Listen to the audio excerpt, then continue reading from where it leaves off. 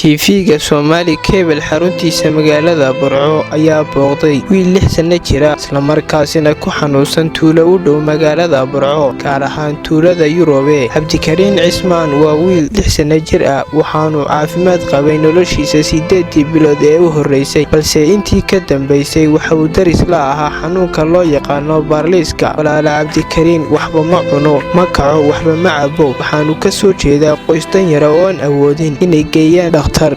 Xamina Cismaan Cilmi waa hooyada dhashay wiilka dhimban waatan iyadoo inooga waramaysa xaaladiisa wiilkan. Cabdikariin Cismaan badan buu xanuunsanayay yaro 8 bilooda iyo caafimaad qabi inta kale uu xanuunsanayay marba heer loo qabtaba hadda la sii ugu dambeysay waa laga dhigay baarliiska. marka haddii Burco tahay iyo haddii Hargeysa tahayba intaba gooba caafimaad u marin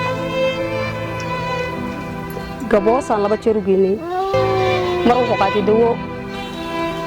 2 sano oo igu waa maskaxda marna waxa uu soo siiyay dawo igu hadda dawo igu waa neerfaha inka siiya oo igu waa neerfaha 7 siiya wax la isbedel haba yarato kuma hayo wax ka sii dhacay wax kuma soo kordhaan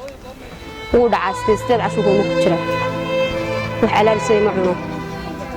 waa cabitaan waxaan intaan siiya marka qaarkood ma cabitaan kale qaadanay ashiishu qulaamiyo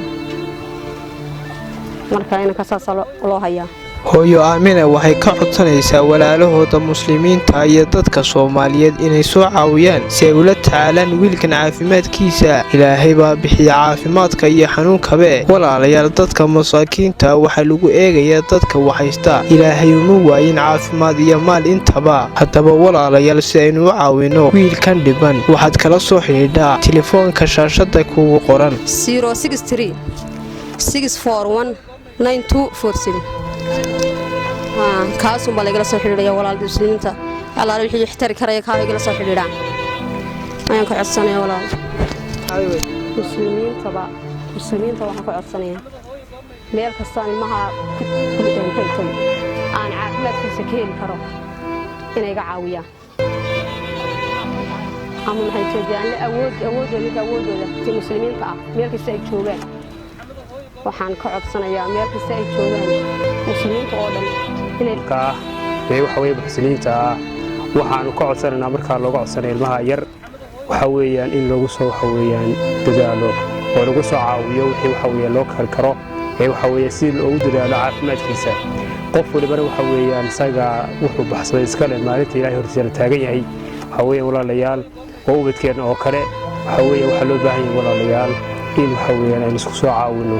oo ilmaha ay si kasta waxa weeye caafimaadkiisaba waxa weeyaan Ilaahay subhanahu wa ta'ala caafimaadka bixiye si waxa weeyaan caafimaad ugu helo waxa weeye lagu soo dadaalo dadka islaamka ay muslimiinta ay daawanaya waxaan waxa weeye ka codsanaynaa ilmaha yar waa aragtaan xaaladiisa sidoo yahay intuu xanuunsanaya waa la ii sheegay marka waxa weeye qof waliba Ilaahay hortii